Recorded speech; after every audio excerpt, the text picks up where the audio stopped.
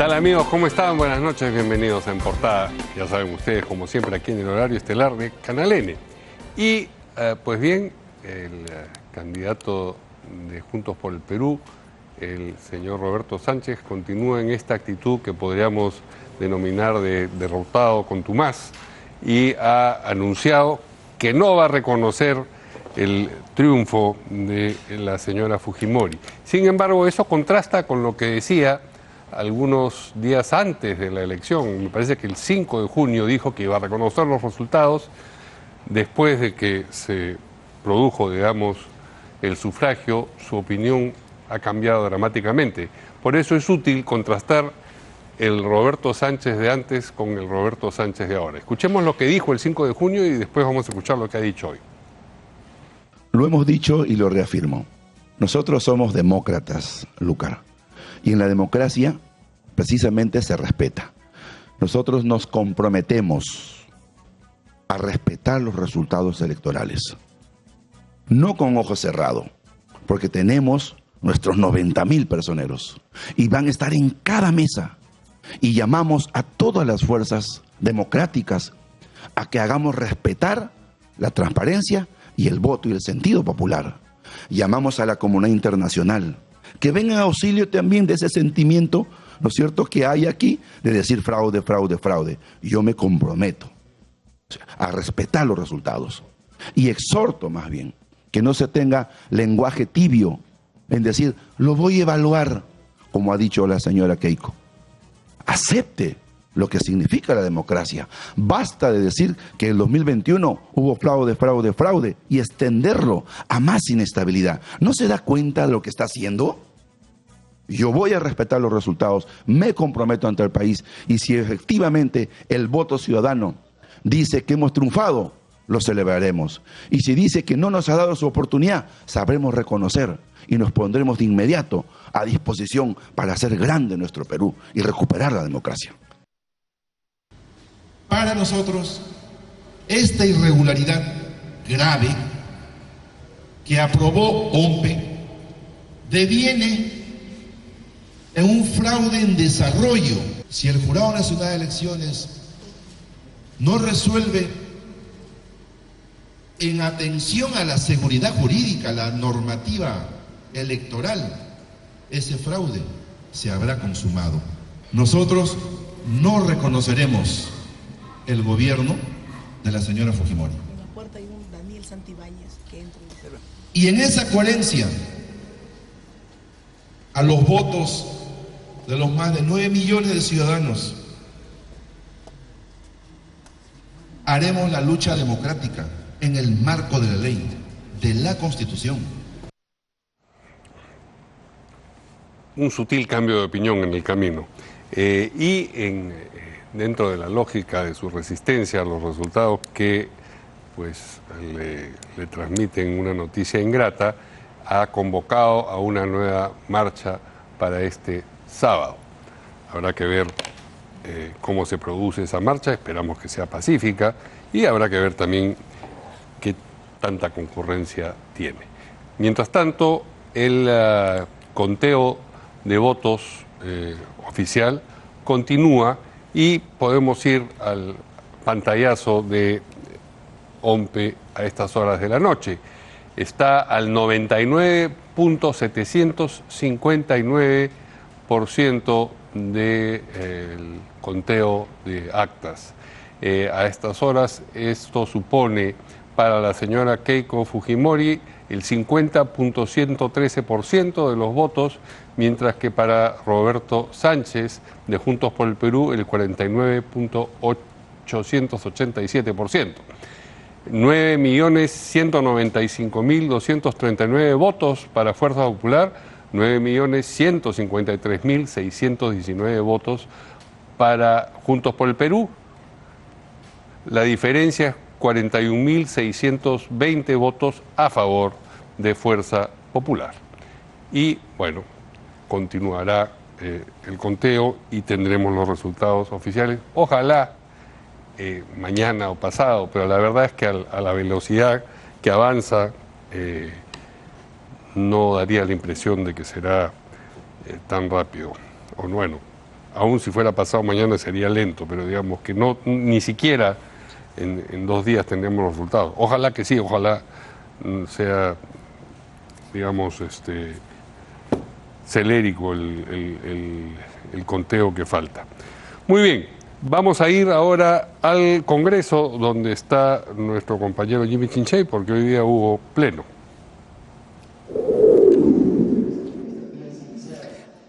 Hola Mario, así es, y la legislatura está por terminar y aún no hay resultados oficiales de la OMPE o del Jurado Nacional de Elecciones. Ya la proclamación aún no hay, camino a presidente de la República. Bueno, dicen que todo tiene su final.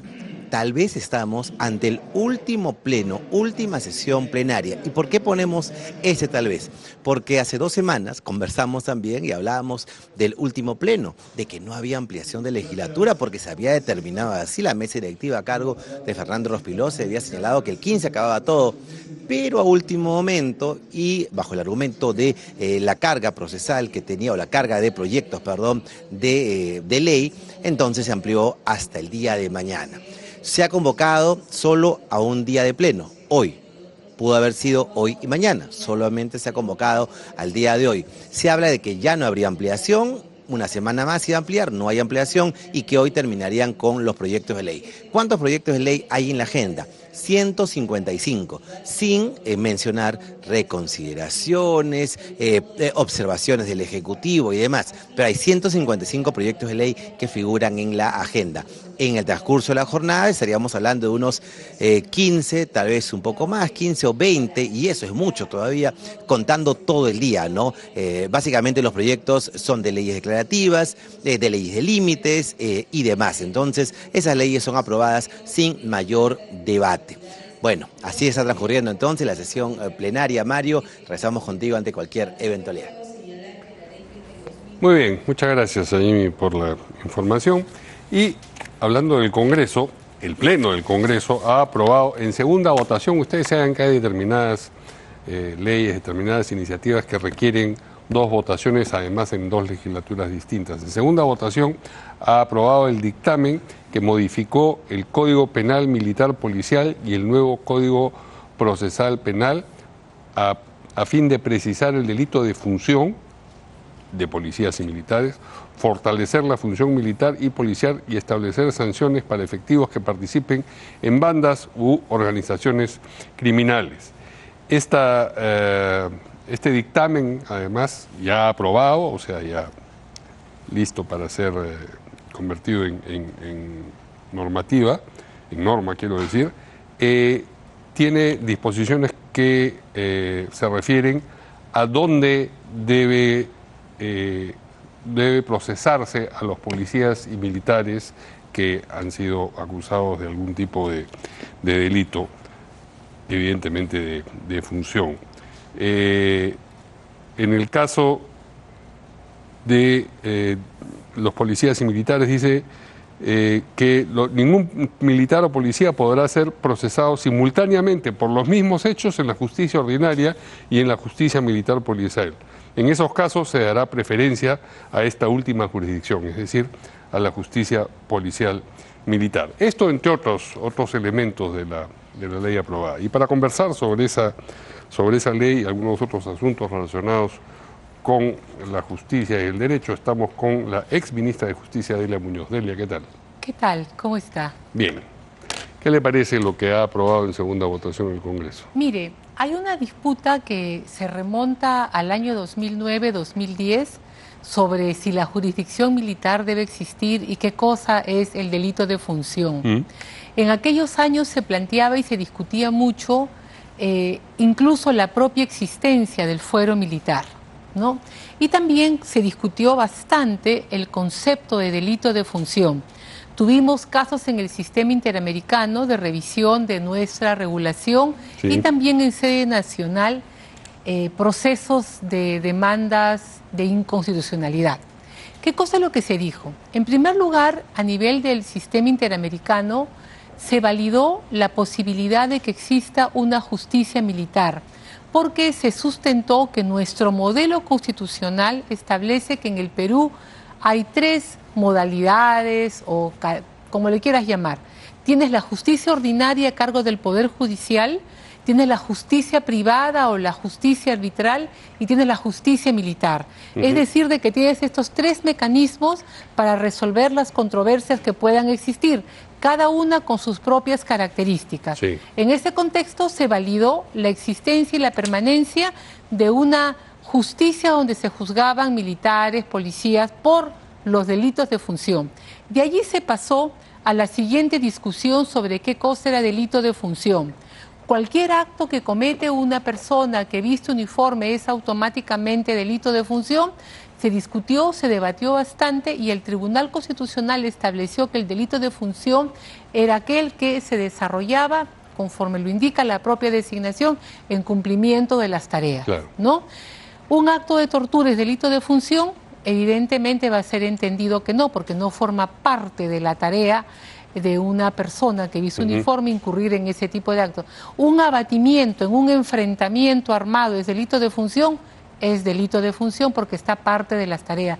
Entonces, esta es la gran discusión que hubo sobre las normas que se dictaron para el funcionamiento del fuero militar policial.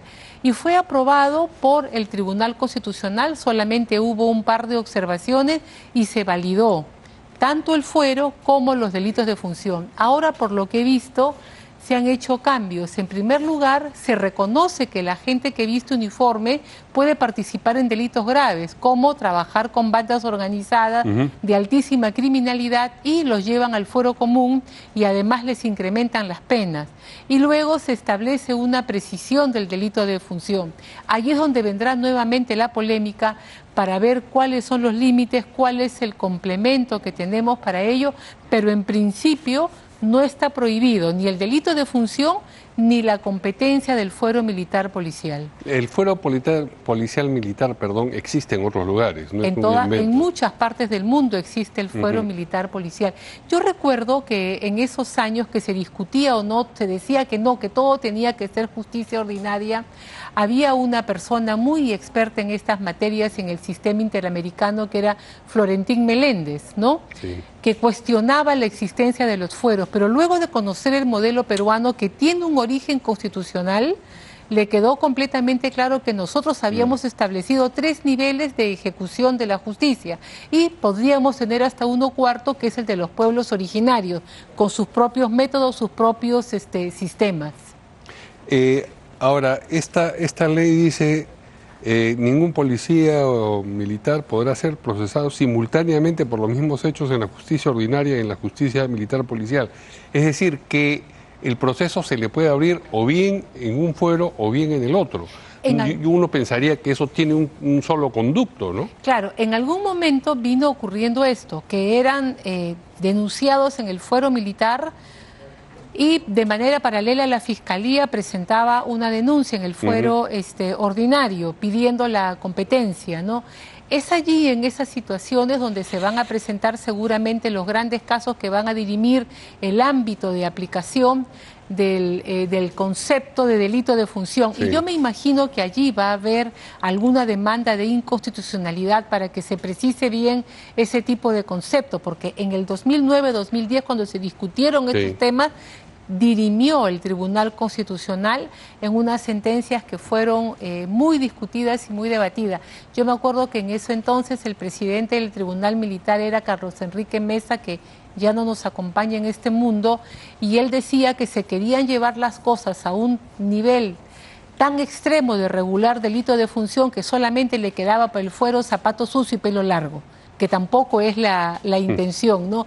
Entonces él fue una de las personas que defendió la existencia de los delitos de función, el contenido de los mismos y cómo es que se debe de juzgar, y que tenemos que aprender a diferenciar cuándo es de que un caso pasa al fuero común, que debe ser la excepción cuando realmente se están rompiendo todas las reglas con que funcionan las personas que visten uniforme. Es decir, no es que producido un delito, una falta, lo que sea, se puede ir por un camino o por el otro. La naturaleza misma del problema debería conducir al procesamiento específicamente en uno de los dos fueros. Claro. Por ejemplo, ¿no? Estás en una marcha, casos que conozco por la asesoría de investigaciones. Estás en una marcha y estás con un miembro de la policía, esta persona sale con un arma de carácter letal, dispara, utiliza el arma en esa marcha. Sí. En primer lugar, que todo sale con video, tienen un protocolo donde está el nivel de actuación, el tipo de actuación. Si utilizó el arma, ni bien llega a su lugar de origen, tiene que entregarla y se inicia una investigación de los hechos. Sí. Allí establecerán si se cumplió o no el protocolo de la intervención conforme se había establecido. Si establecen que hay algún tipo de problemas, lo derivarán a la justicia militar y la justicia militar evaluará si es un delito de función o estamos ante una situación de otra naturaleza y tendría que derivar el caso al fuero común, ¿no? Eso es, el funcionamiento de la Fuerza Armada y de la Fuerza Policial no está basado en la arbitrariedad. Ellos tienen protocolos, códigos, sistemas de conducta para poder establecer ante qué tipo de situación nos encontramos y cuál es la regla aplicable. Ahora, en la ley también se establecen penas más severas para los policías militares que pudieran participar en bandas u organizaciones criminales. Eso me parece una muy buena medida porque en los últimos años venimos viendo que a veces la policía viene siendo, como le llaman, injertada.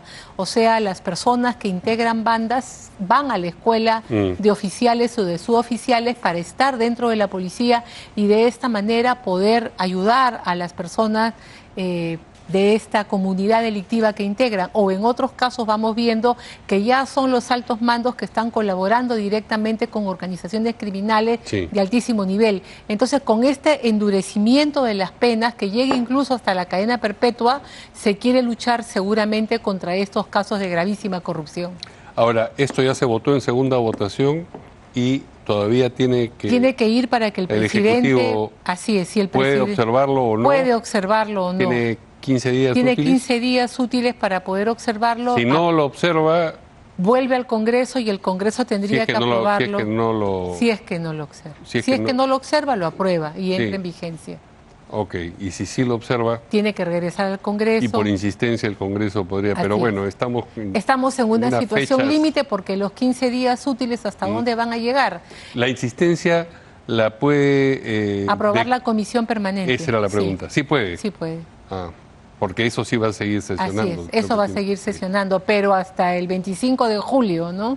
Sí, pero digamos, los 15 días útiles van a cumplirse. Los 15 días útiles. Sí. Cumplidos los 15 días útiles ya no tiene nada que decir el Ejecutivo. No. No tiene cómo estirar esa decisión. No tiene cómo estirar esa decisión. Son 15 días útiles, ¿no? De manera que sí parece que esto va a terminar resuelto para bien o para mal con esta conformación congresal. Así es, y seguramente vamos a ver también mucha discusión jurídica en torno a este tipo de instituciones, ¿no? Así es. Bien, de otro lado, el Congreso ha oficializado también la inhabilitación para el ejercicio de la función pública a Delia Espinosa, ex fiscal de la Nación, por 10 años. Esto tiene que ver con las conclusiones del informe final de las denuncias constitucionales acumuladas tal y tal.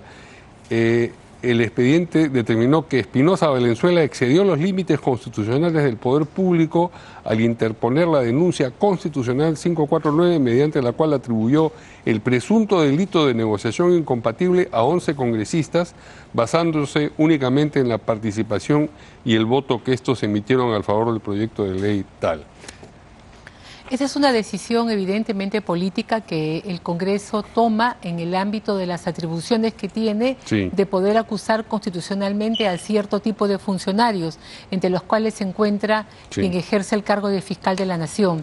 Hay que recordar de que cuando la señora Espinosa asume la Fiscalía de la Nación, comienza a presentar una serie de denuncias por comisión de delitos casi contra todos los congresistas por haber aprobado normas, por una serie de razones, o sea, el voto de un congresista está sometido Entonces, esa era una de las razones, cuando se supone de que el voto del congresista es completamente independiente, es por eso que se le concede inmunidad, se le concede de que no puede ser juzgado por el voto, que no tiene mandato imperativo. Es bastante cuestionable de que por una forma de voto decía de que tenía una injerencia directa, ¿no? Entonces, el Congreso de la República, en medio de toda esta controversia que mantuvo con la señora Delia Espinosa, procede a sancionarla políticamente con una inhabilitación. Este tema también seguramente va a ser judicializado y allí los jueces tendrán que ver si es de que es posible iniciar una investigación contra un congresista o no, porque para que tú reviertas la inhabilitación, o lo haces porque no cumplieron las formas por vulneración al debido proceso, o si realmente se estaba excediendo en el cumplimiento de sus funciones, ¿no? Hay quienes hablan de una venganza en esta circunstancia. ¿Le parece a usted que ese es el caso? Han tenido relaciones muy complicadas entre el Congreso y algunos sectores. Como le digo, yo recuerdo una tarde que estaba justo en una comisión consultiva y llegaron diversas comunicaciones de la Fiscalía que iniciaban investigaciones contra todos los congresistas, con lo cual allí se discutía que lo que estaba haciendo la fiscal era generar una inhabilitación para que nadie pudiera tramitar contra ella una acusación constitucional, ¿no? Y la señora a su vez se quejaba de la cosa. Entonces, una situación muy complicada, muy mal encauzada todas las relaciones humanas en este periodo que hemos tenido. Ojalá que las cosas se enderecen, ¿no? Ojalá. Ojalá. Muy bien. No hay que mantener gracias. el optimismo.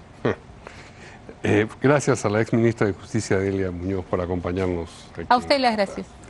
Pausa y volvemos.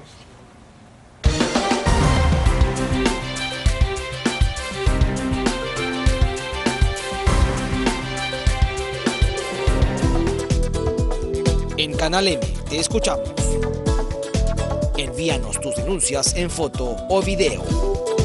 Contáctanos vía WhatsApp al 998-131-604 y en todas las redes sociales.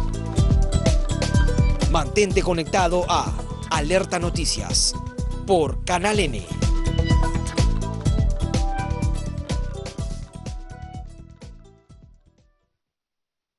Estamos en emergencia por sarampión.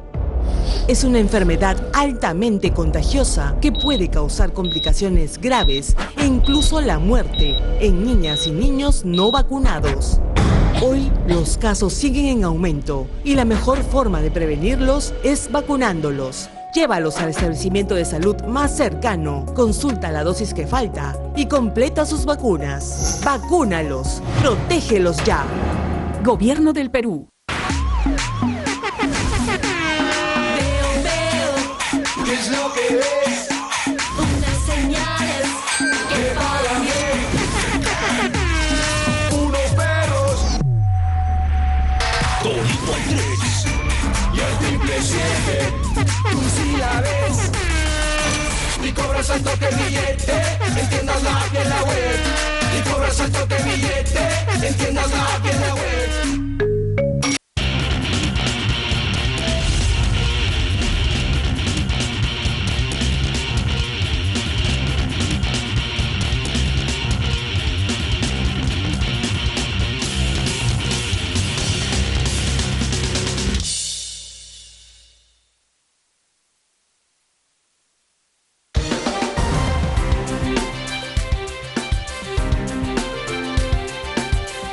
Bien, estamos ahora en compañía de dos ex candidatos a una diputación por Lima en ambos casos, de dos partidos tradicionales, el PPC y el Partido Aprista. Ninguno de los dos partidos ha pasado la valla, en consecuencia ninguno de nuestros dos invitados está en el Congreso y vamos a hablar sobre las circunstancias que han determinado que eso sea así, pero al mismo tiempo hay que decir que el hecho de que pues estén fuera de la confrontación política directa en este momento hace que sus opiniones pues estén de alguna manera tocadas de imparcialidad, espero.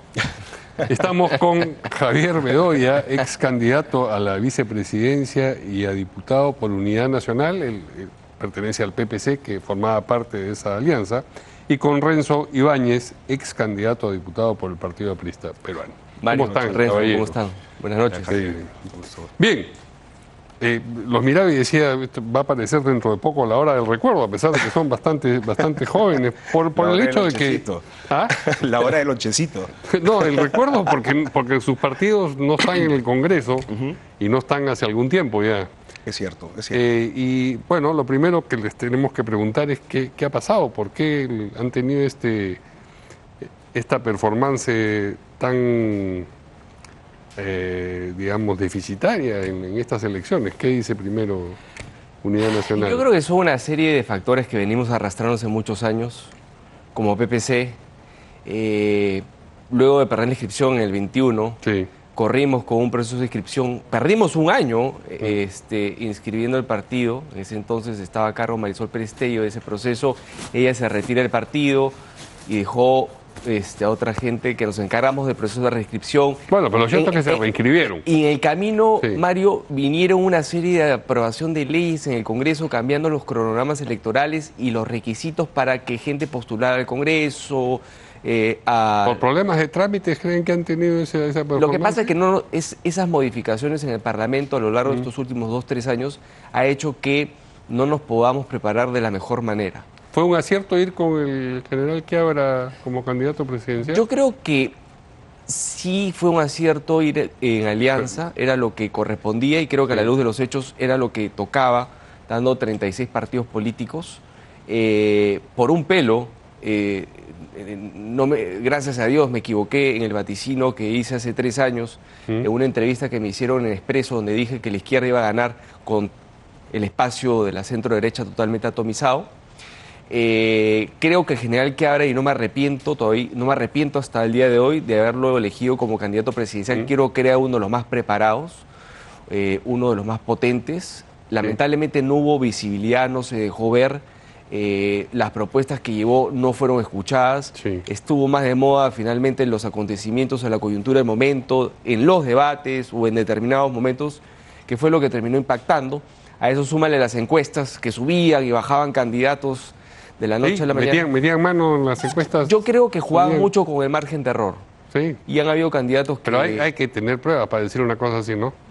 Yo creo que al final, Mario, estando ahí, te das cuenta finalmente que con el 2% que había de margen de error te ponían o no en la foto y fueron sincerando al final el tema, ¿no? Y la gente ve las encuestas, se deja llevar. Ese es otro factor. Porque si no, ¿cuál sería el problema? Pero dicho esto, o sea, yo entiendo que entre el tercero y el segundo y el primero, pero en el puesto, no sé, 12º, ya eso no es un argumento, ¿no? No, pero generaba que determinadas personas aparecieran y también había la demoledora de algún sector de la prensa que no simpatizaba con determinado candidato.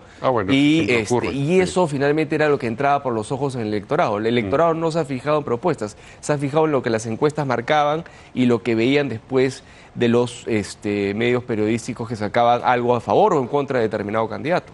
¿Qué dice Renzo Iván? El Partido Aprista lo mismo, sí, el partido y el candidato presidencial, las dos cosas. A ver, pues, respecto del partido, creo que ha sido muy difícil superar la ausencia de un liderazgo tan importante, tan potente, con tanta gravedad como el de Alan García.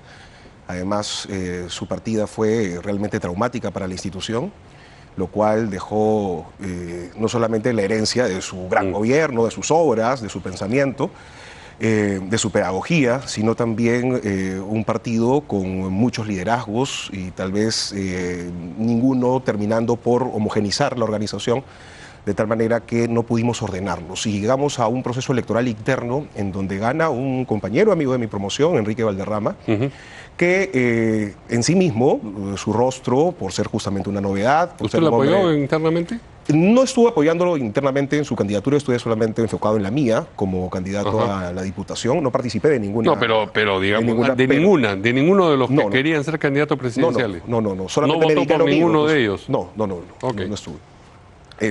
No participé de ninguna de las... Pero convertido en candidato sí lo apoyó. Sí, claro, fui uno de los primeros en dar además mi voto de apuesta, de apoyo, como correspondía como aprista, ¿no? ¿Y qué tal le parece creo que al final rindió? Sí, yo creo que no supo mostrar la institución que esperaba el país, que el partido pueda no sé, en todo caso evidenciar, ¿no? Somos una institución centenaria, muchísimos años de historia, y eso implica no solamente un ejercicio de interacción entre gente joven, sino también entre los clásicos, ¿no? Los clásicos son gente experimentada, han sido ministros de Estado, parlamentarios, y creo que debimos haber mostrado al Perú justamente esa potencia, ese peso, esa gravedad que podía haber reemplazado de alguna u otra manera la gran figura de Alan García, y en ese sentido creo que nos faltó mostrar eso, y creo que le faltó también al candidato y a la organización buscar justamente esa integración, ¿no? Bien, supongo, no les voy a hacer preguntas retóricas, que en ambos casos los partidos insistirán en volver a la arena,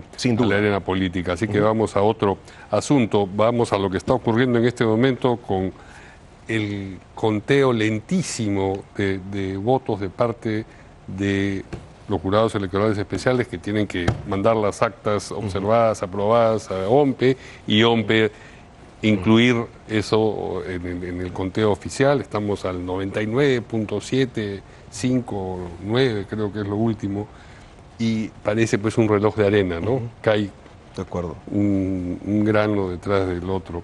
Y mientras eso ocurre, pues desde Juntos por el Perú se trata de sembrar dudas y de echar sombras sobre el proceso electoral. Yo he llamado hace un momento derrotado contumaz a el candidato Roberto Sánchez. No sé si a ustedes les parece que eso describe la situación. Sí, yo iría un poco más allá, ¿no? Ya casi es una situación esquizofrénica, ¿no? Está absolutamente solo, totalmente alejado de la realidad, y creo que ni aliados tiene, porque los propios aliados que alguna vez se sentaron con él esperando alguna canonjía, algún tipo de relación política del futuro gobierno, han salido ya despavoridos, porque además supongo yo que también querrán recibir los presupuestos que le corresponden por participar dentro del Congreso. Entonces yo digo, a ver, si el señor quiere desconocer las elecciones, entonces también que su partido, que va a participar seguramente, ¿no?, desconozca y no acepte el financiamiento público.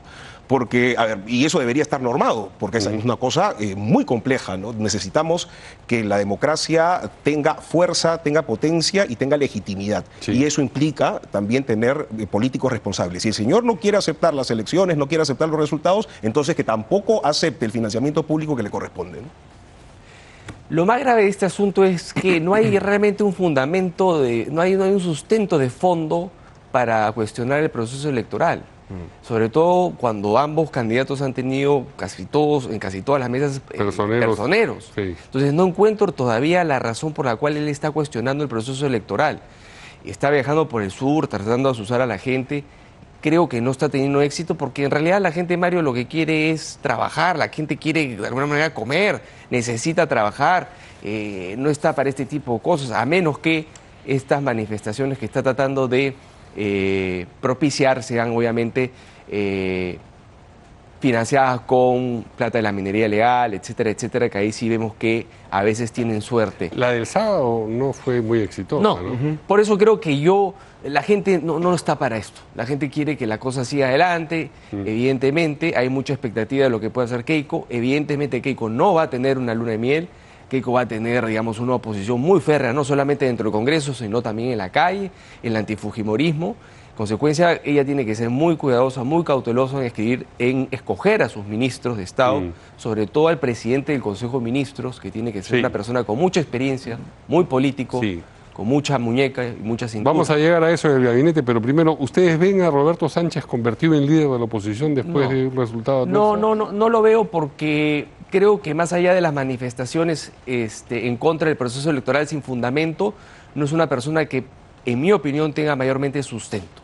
No va a estar tampoco dentro del Congreso, va a tratar obviamente de hacer lo suyo fuera del Congreso, pero creo que ahí se le acaba la gasolina en este... Exactamente, se le acaba la gasolina, su bancada probablemente va a disparar cada uno para su propio lado, pensando en sus provincias, en sus regiones, como acostumbramos a ver en el Congreso. No creo que vayamos a ver bancadas disciplinadas como veíamos antaño, van a haber simplemente singularidades, y creo que va a ser una forma como el fujimorismo va a operar en los próximos 5 años, a través de cada congresista, a través de... Una negociación... por el presupuesto presupuesto, ley meter la por ley, obra. congresista por congresista. Sí, claro, al congresista tal de tal región o al grupo de congresistas de tal región le priorizan la obra y lo meten dentro del presupuesto y en función de eso obtienen respaldo. Así es. Sobre el mismo punto, si lo ves convertido a Roberto Sánchez en un líder de la oposición. Me encantaría coincidir con Javier porque, a ver, claro, que la política sea tan racional y tan argumentativa sería estupendo, pero acá hay algo que es un fenómeno cada vez más extendido, la famosa polarización afectiva, ¿no es cierto? Entonces, este señor está trabajando para después. O sea, lo que está haciendo en este momento, está jalando la pita, está haciendo lo más radical posible para justamente asentarse en determinados sectores que está agudizando las contradicciones como buen alumno marxista, ¿no es cierto? Entonces, creo pero va que a capitalizar él. Va a capitalizar él de alguna u otra manera, si es que no sacan a Pedro Castillo, que debe ser uno de los grandes temores y las grandes pesadillas de este señor, ¿no? Que saquen a Pedro Castillo fuera, porque ya ahí sí este señor se queda con absolutamente nada, evidentemente. Entonces, creo que el señor Sánchez está jugando a lo que viene después, sabe que viene una luna de miel, sabe que las cosas pueden aquietarse en algún momento, pero sabe también que ha sido el más radical, el más consecuente, entre comillas. Pero ¿no? la gente que piensa de esa manera va a volver los ojos hacia él. Tiene el magnetismo. No es un líder carismático, es un líder circunstancial, ha sabido vivamente, ¿no? Usar los símbolos, pero creo, por lo menos en su estructura de pensamiento, que hay esa idea, ese objetivo, y por ahora tampoco veo a alguien que más o menos quiera ir por esa línea. Puede ser un Antauro Humala, tal vez. La izquierda ¿no? en general va a tratar, obviamente, de moverle el piso del día 1 a Keiko, ¿no? Está claro, no creo que sea Roberto Sánchez esa persona que encarna la izquierda. Pero la más radical, digo, pero ¿no? la O sea, izquierda, el como sabemos, siempre está, exactamente, la izquierda está siempre dispersa, pero en ese tipo de cosas siempre son bien coordinados, en mover la calle, pero una derrota en ese contexto hace que la persona derrotada sea vista como, digamos, materia de un festín de cuervos. Es decir, los que quieren ese mismo puesto, esa es la coyuntura en la que y tú has visto cómo Antauro Humala fue el primero en bajarse, de ahí el fiscal también se bajó. No, también gente del Congreso, y hay gente en el Congreso que se ha bajado y mucha gente se va a bajar en los próximos meses y en los próximos años. Hay dos escenarios, ¿no? Uno es el escenario político formal parlamentario, que evidentemente ahí está lejos del señor, todos quieren nuevamente el financiamiento público. Pero público. Alfonso López, por ejemplo, está en el Parlamento. Entonces, exacto, y seguramente va a ser política desde ahí. Pero desde el otro lado, creo, lo que está apelando, porque además Roberto Sánchez no está en el Parlamento, es justamente ir a la base social. Trató, ¿no? Y creo 15.800 votos preferenciales. Sí, pues, pero ¿cuántos ahora sacaron ustedes? Saqué casi 5.900. También por ahí. Por ahí. Sí, y él era candidato presidencial también. Bueno, pero en fin, ese no es el punto. Sí.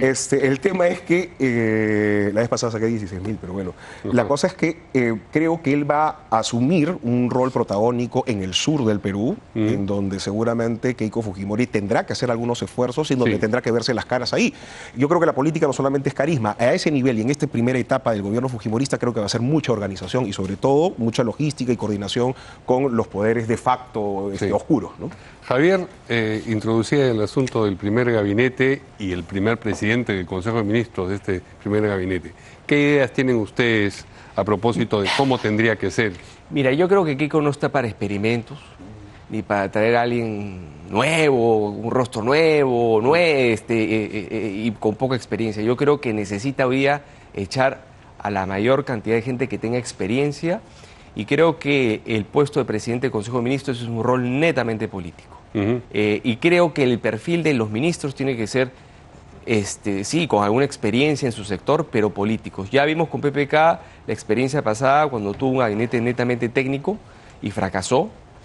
Yo, un canal de televisión, ayer me parece que hice referencia a Jorge del Castillo como presidente del Consejo de Ministros, que fue un muy buen presidente del Consejo de Ministros, en mi opinión, muy buen articulador con su bancada en el Congreso, con las otras bancadas del Congreso, con los gobernadores o presidentes regionales y evidentemente con sus mismos ministros de Estado. Se necesita de ese perfil de personas. No alguien de casa, entonces. No lo sé si hay dentro del fujimorismo. Si hay ese perfil dentro del fujimorismo, en buena hora. No, experiencia, se puede pensar en personas, pero tiene que ser un articulador, Mario. Una persona que esté totalmente en conversaciones, que tenga buena relación con las bancadas dentro del Congreso, pero que sea un articulador con distintos poderes del Estado, de tal forma que pueda sacar lo que se requiere. Y hay muchas reformas que requieren las regiones, sobre todo las del sur, para apagar estos incendios de la izquierda. Y para eso se va a necesitar dialogar muchísimo con los gobernadores regionales del sur. ¿Qué dice sobre el Bueno, ahora primer sí no puedo gabinete? estar más de acuerdo con mi amigo Javier, que efectivamente, o sea, ese es digamos, la pericia política Requerida. que se necesita, la cintura que demostraron tanto Jorge del Castillo, José Antonio Chan, que por ahí se está voceando también su nombre, Javier Velázquez, compañeros que hicieron un extraordinario gobierno junto a Alan García y que demostraron justamente ese tipo de perfil, es decir, políticos que sabían de la cosa pública, tenían que articular en el Parlamento, pero además tenían que ir a la base social. O sea, acá hay un tema fundamental. Keiko no puede de ninguna manera descuidar el Parlamento, ¿no? O sea, que también... El que asuma la presidencia del Consejo de Ministros, a juicio de ustedes, debería ser alguien que tenga contacto con las otras bancadas del Parlamento, sí, es decir, sin provenir duda. de uno de los partidos que está presente en el Parlamento, no Fuerza Popular. Probablemente. No necesariamente un parlamentario, pero sí un parlamentario creo que no, porque necesita Pero de todos los repente, parlamentarios. de repente un ex parlamentario y que tenga ascendencia sobre estos parlamentarios que en su mayoría son nuevos, inexpertos y muchos jóvenes, y que vean una figura en el presidente del Consejo de Ministros como alguien que ha estado ahí y ha podido articular. Yo mencionaba el caso de Jorge Castillo, he mencionado el nombre de Lourdes Flores también. Ok, pero lo que pasa con Lourdes Flores o Jorge del Castillo es que sus partidos, que son también los partidos de ustedes, no tienen presencia en el Parlamento. No, yo me refería más que todo al tipo de perfil. No, eso lo he Pero entendido, claro, pero ya, entonces ahora tenemos Renovación Popular, Fuerza Popular, Juntos por el Perú, el Buen Gobierno, ahora Nación, Obras, y paramos de contar, ¿no es cierto? ¿De dónde va a sacar? Pero sin irnos a esos dos nombres en específico, ese es el perfil de persona que creo que debe ser el presidente del Consejo de Ministros. No tienen bancada o no representan partidos que tienen bancada, pero evidentemente el fujimorismo le dará un respaldo dentro de ambas cámaras, pero tienen un prestigio, tienen de alguna manera una experiencia ganada que puede ser visto por los diputados y senadores como una persona a escuchar y respetar, ¿no? Más allá de que no tengan a pepecistas o a pristas, por poner los ejemplos que he puesto. O sea, no vienen con votos en el bolsillo, es lo que quiero decir. Así es, si no vienen con su propio Lo que pasa prestigio, es que también el partido fujimorista tiene que hacer lo suyo, ¿no? Y creo que ya tienen muchísimos años dentro del oficio político parlamentario y nos parece indispensable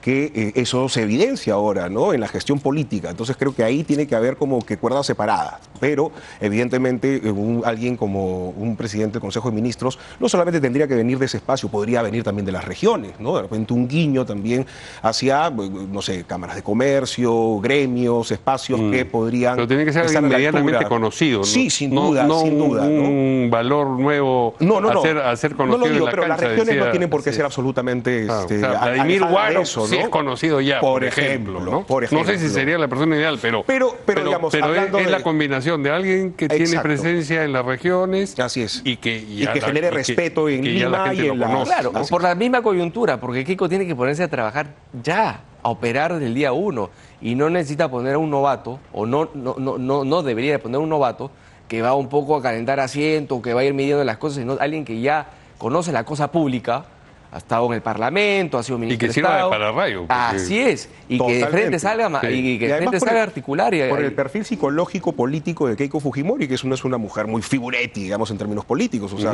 cada vez que ha hecho política lo ha hecho casi de manera electoral. Y que tampoco... Entonces, necesita un PCL que tenga fuerza y potencia. Y que tampoco tiene mucha experiencia, Keiko, con la cosa pública. Ha sido parlamentaria 5 años. Sí, política tiene. Pero política tiene, sí, ¿no? claro. Sí, claro. Además, digamos, ha descendido a los infiernos y ha vuelto a salir. Exacto. Que es algo... el martirio le va a servir mucho, porque son 500 días, ¿no? De una, creo yo, de una prisión totalmente innecesaria e injusta. Espero que eso le pueda dar alguna sabiduría para poder entender lo que necesita el país y cuidar mucho los gestos, ¿no? Para no tener... rodearse de la mejor gente posible, gente que sepa inclusive más que ella, ese es el truco. Claro, el asunto es quién define cuál es la mejor gente posible, ¿no? Bueno, ahí ella tendrá que usar su criterio y espero que el partido no termine copando los ministerios. No, yo creo que eso va a ser claro, que va a ser un gabinete de puro fujimorista, lo dudo mucho. Sí, claro. Lo dudo mucho. Pero además tiene que ver también con los objetivos que tiene delante, ¿no? O sea, tienes fenómeno del niño, tienes guiños al sur que tienen que ser potentes, ¿no? Economía, inclusión. Muy en bien. fin, ¿no? Petroperú, etc. Wow. ¿no? Sí, no, hay varios tremendos temas. Muy bien. Muchas gracias a mis dos invitados, Javier Bedoya, ex candidato a diputado por Unidad Nacional, Renzo Ibáñez, ex candidato a diputado también por el Partido Aprista. Suerte, caballero. Muchas gracias. Pausa y volvemos.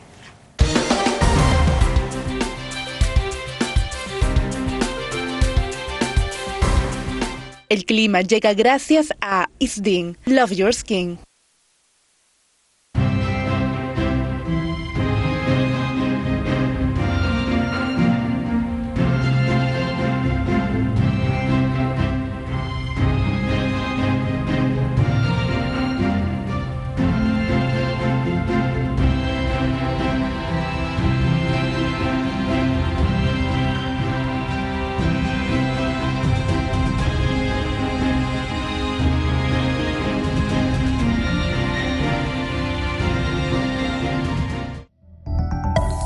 De lunes a viernes, no se pierde el horario estelar de Canal N. A las 19 horas, En Portada, con Mario Ghibellini. A las 20 horas, primero a las 8, con Angélica Valdés. A las 21 horas, Cuentas Claras, con Omar Mariluz. Y a las 22 horas, Al final del día, con Diana Seminario.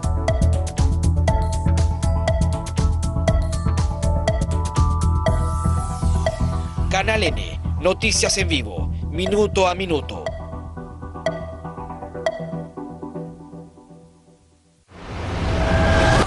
La recibe Cristóbal del equipo azul. Comienza a correr, se lleva 1, 2, está frente al arquero, se prepara para patear y...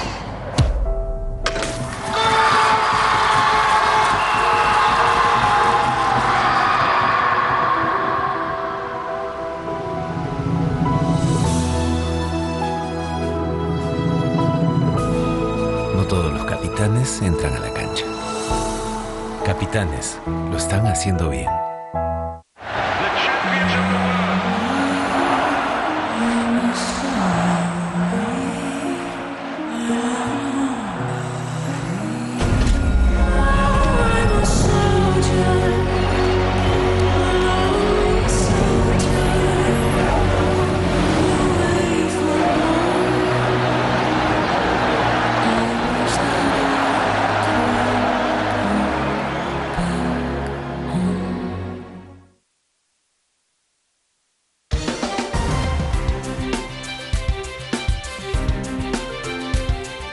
Muy bien, continuamos aquí en Portada y antes de ir a la siguiente entrevista vamos un momento al pantallazo de OMPE que por lo menos en términos de porcentaje de actas contabilizadas algo avanzado, 99.778% y está con el 50.114% de la votación la señora Fujimori de Fuerza Popular, 49.886% Roberto Sánchez. La diferencia de votos es 41.880 en este momento. Muy bien, 41, ha aumentado ligeramente la diferencia, pero en fin, este conteo sigue siendo, la verdad, lento. Y estamos con la experta en temas electorales, Silvia Guevara. ¿Qué tal, Silvia? Buenas noches, ¿qué tal, Mario? Y bien, gracias. Y la primera pregunta es si tienes claro de quién es la responsabilidad de esta lentitud, de los jurados electorales especiales que no resuelven las actas observadas y o se demoran en enviárselas a OMPE, o de OMPE que recibe y en fin se entretiene en el Día del Padre o en el Mundial. Sí, bueno, acá hay una responsabilidad compartida, pero también hay un defecto del sistema, ¿no? Hay una responsabilidad que tienen los organismos electorales, pero lo cierto es que también la estructura organizacional del proceso dificulta el traslado físico de manera rápida. Son 126 oficinas descentralizadas de OMPE y 60 de jurados electorales especiales. El traslado físico, lógicamente, demora, ¿no? Y además de eso, también están los pedidos que puedan hacer las organizaciones políticas, es decir, las apelaciones que puedan van al Jurado Nacional de Elecciones. Claro, y eso también añade un periodo adicional. Entonces, por eso yo hablo que es una responsabilidad compartida y es parte también de la estructura que nosotros tenemos, ¿no? Y también nos estamos en esta situación porque la diferencia es muy corta. Probablemente si la diferencia no fuera tan corta... no, el conteo sería igual de lento, pero con una claridad mayor de la que tenemos con una ahora, luz ¿no? suficiente. Pero, por ejemplo, yo insisto, el domingo dos actas se incluyeron en la contabilidad. No puede ser que justo el domingo el problema de la demora en el trayecto y las apelaciones o lo que fuera, queda sugerida la idea de que trabajan distinto en distintos días. Sí, probablemente, aunque la verdad entendemos que el jurado no tiene pues días feriados y tampoco tiene horario exacto ahorita laboral que limite su trabajo, pero sí es verdad, para que pueda hacer de vuelta un acta a la OMPE tiene que ser en este caso un acta que ya no cabe sobre ella un recurso de apelación, ¿no? Claro, pero todos los días son 12, 15, 25 actas, ese domingo 2. Sí, podría ser, pero la verdad es una especulación. Igual habría que determinar a la fecha el avance. Ellos han indicado en Jurado Nacional de Elecciones que ya al 100% han terminado la atención de las actas observadas. Ahora, eso no involucra que ya se terminó esa etapa, porque probablemente hay actas que no van a recuento de votos. Solo faltan 11 audiencias de recuento de votos, de las 183 que han ido a recuento de votos. Entonces faltan poco. Digamos que el tramo más grueso podría estar en la demora en las apelaciones que podrían haber presentado, así es, para las actas observadas. Y bueno, lógicamente los pedidos que está haciendo Juntos por el Perú a la fecha, que también demandan una incertidumbre mayor, ¿no? Vayamos entonces a ese asunto. Roberto Sánchez insiste con un nuevo recurso contra la votación del extranjero, a pesar de que ya el Jurado Nacional de Elecciones desestimó el recurso inicial. Tiene que aportar nuevos argumentos, me imagino, porque volver a sostener lo mismo frente al mismo jurado no tendría... Bueno, la verdad es que ya ni siquiera, así tengan los argumentos que de repente no han sido acreditados, eso podría ser viable porque a la fecha es completamente extemporáneo. Además, lo que están solicitando no es algo que se pueda pedir, ¿no? Ellos alegan ahora una nulidad de oficio. Y la nulidad de oficio, como su nombre lo dice, es una cuestión que es potestativa. Que la dicta el propia autoridad electoral. Exactamente, ¿no? Y además de eso, mira que es un poco curioso porque están pretendiendo que esta nulidad sea exclusivamente para las mesas de los peruanos en el exterior. Y han tenido también la oportunidad de presentar estas solicitudes hasta el 10 de junio, pero el pago por cada nulidad en una oficina consular era mayor. Era 2.889.70, más que las de nacionales, ¿no? Entonces, hay se ha desvirtuado lo que realmente consideran ellos como una nulidad de oficio, porque las únicas que están reguladas, una de ellas, del artículo 364, ni siquiera aplica realmente una elección general, y la que corresponde al otro, al artículo 365, requieren únicamente de una cuestión matemática, si es que los votos nulos, viciados o blancos superan los 2/3 de los votos válidos. Y por supuesto que ese no es el caso, porque ellos están alegando la causal B del 363, que solo es nulidad parcial y ya el plazo venció el 10 de junio. O sea, el reclamo está fuera de fecha. Fuera de fecha, fuera de sustento también jurídico. Y pero además, tiene que responder el Jurado Nacional Electoral. Mira, si se ha ingresado la solicitud, probablemente exista un pronunciamiento de improcedencia por parte del jurado y ellos seguramente van a persistir en su ejercicio de derecho, que ellos asumen que es un derecho de defensa legítimo que están teniendo. Sin embargo, eso no quita... ¿En qué consistiría esa insistencia? En una estrategia política... Pero no hay un vehículo legal para esa insistencia. Esta es una postura más política que jurídica. No, eso es claro, ¿no? pero de todas maneras, para darle visos de argumento legal, se hacen apelaciones, se presentan documentos. Lo que estoy preguntando es si todavía queda algún vericueto para una de esas cosas. No queda ningún camino a la fecha que tenga la organización Juntos por el Perú para pretender, en este caso, anular o se declare la nulidad de las mesas de peruanos en el exterior.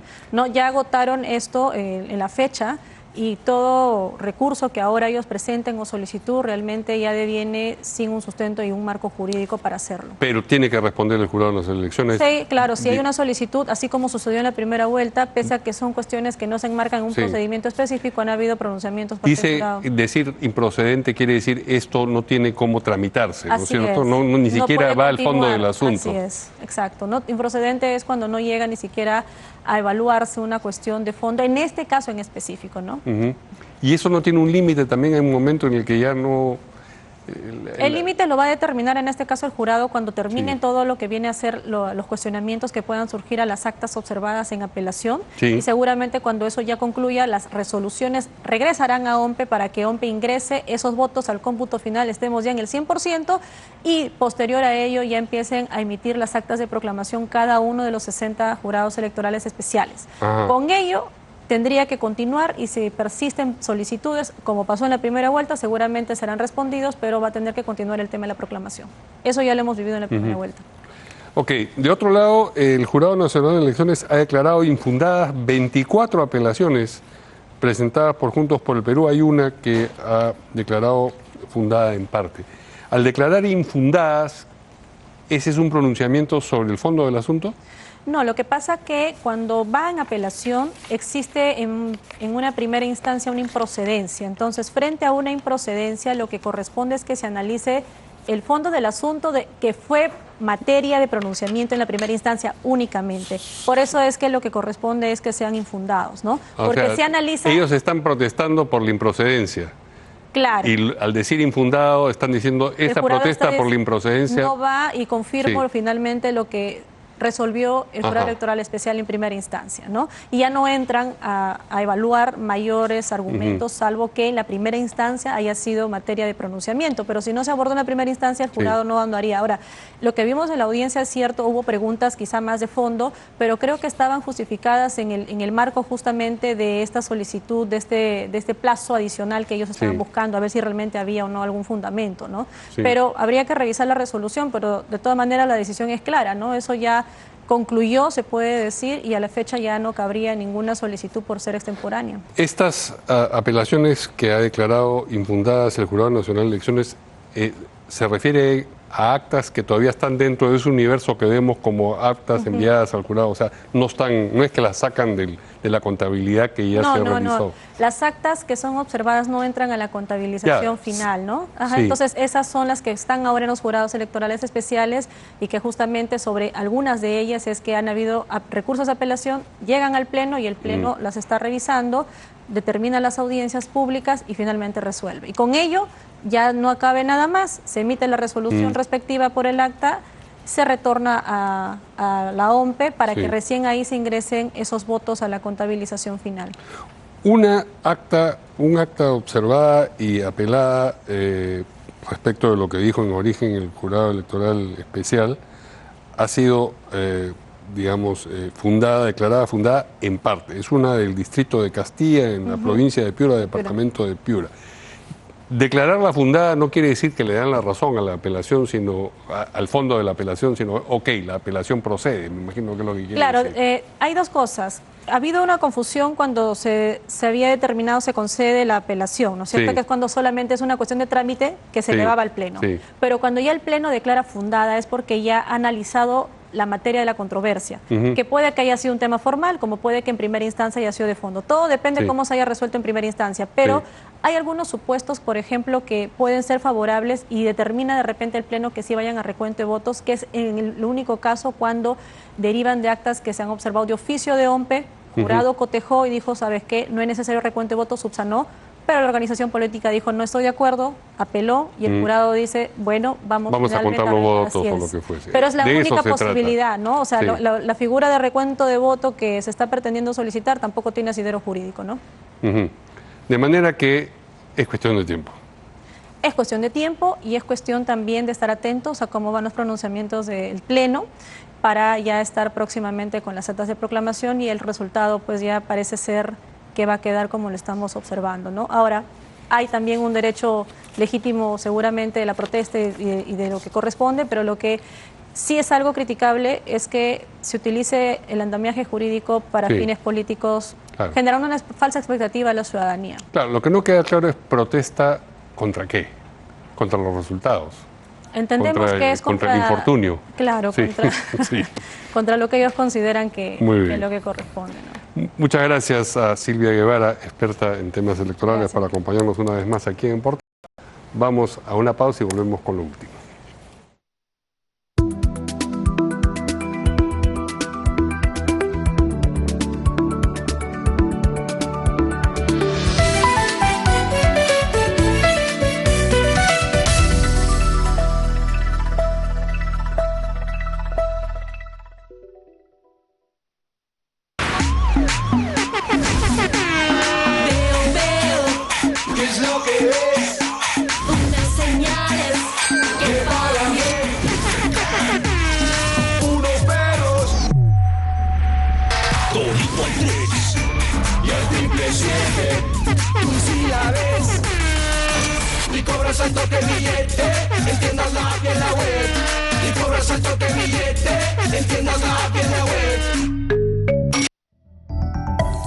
De lunes a viernes, no se pierde el horario estelar de Canal N. A las 19 horas, en Portada, con Mario Ghibellini. A las 20 horas, primero a las 8, con Angélica Valdés. A las 21 horas, Cuentas Claras, con Omar Mariluz. Y a las 22 horas, Al Final del Día, con Diana Seminario.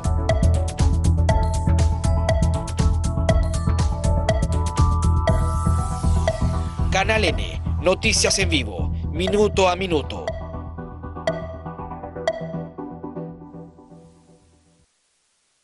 Bien, eso fue todo por hoy. Nosotros nos vamos. Se quedan ustedes con Angélica Valdés y primero a las 8. Buenas noches.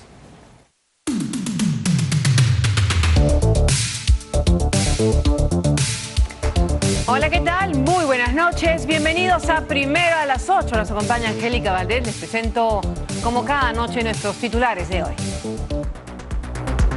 Roberto Sánchez anunció que no reconocerá un eventual gobierno de Keiko Fujimori. Insiste en denunciar sin pruebas presuntas irregularidades en la segunda vuelta. Luis Galarreta, candidato a la primera vicepresidencia por Fuerza Popular, sostuvo que el líder de Juntos por el Perú busca patear el tablero y asegura que su postura evidencia que actúa al margen de la democracia. Congreso ha aprobado en segunda votación que policías y militares sean juzgados en fuero militar. En otra votación también ha aprobado modificar el concepto de lesa humanidad. Fenómeno de El Niño podría afectar la agricultura y la ganadería, especialmente en regiones de la Sierra Sur, según el Centro de Estimación, Prevención y Reducción de Desastres. Las lluvias ponen en riesgo más de 7 millones de hectáreas agrícolas. Escrutinio oficial en Colombia ha ratificado el resultado de la segunda vuelta presidencial tras una coincidencia del 99,997% con el preconteo. El proceso electoral entra ahora en la fase de revisión jurídica previa a la proclamación definitiva. Empezamos primero a las 8.